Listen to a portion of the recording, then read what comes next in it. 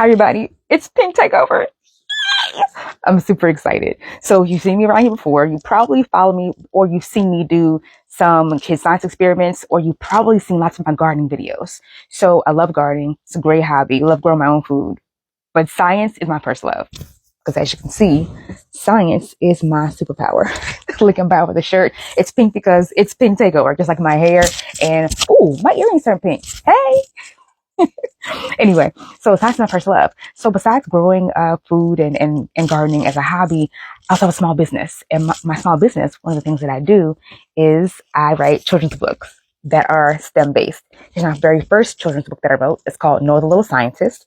And it's about a little girl with a chocolate face on the cover who discovers that she wants to be a scientist. So if you're an early reader, this is for the early readers, a child's first chapter book, they can move through with their straight edge and read to you in the evening to encourage literacy.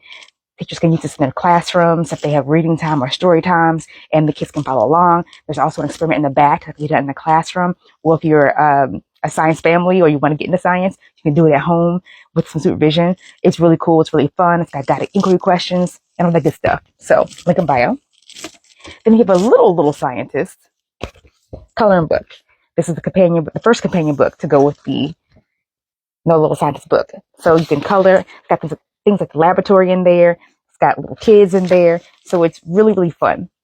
Now, if you are even a littler scientist, right? A wee little scientist, I've got Noah's ABCs of Science. And so this is a child's first activity book. It's great for K through 2.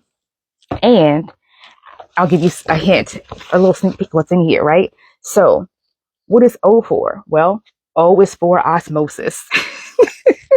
So your kid will be able to learn science words as they learn their ABCs. They can color in the book, they can trace the word, and then it gives you a good example of what that looks like. Okay, so it's a little advanced for the littlest of learners, but again, we want to engage them and get them into the STEM pipeline with a little bit of guided inquiry, right? Now, moving forward, for your grades 1 through 3, you've got some activity books with math and science. And so you open those and there's all kinds of things like word searches. There's Sudoku and another activity book. Again, good for 1 through 3. So these are all scaffolded for the next learning level. Here's a more advanced Sudoku book. This is for grades, I would say 4 through 6. And then for grades 6 through 8, the big kids, I've got a science work search, volumes 1 and 2. And these are going to be great for getting new words into their vocabulary, like histology, hematology. Awesome stuff.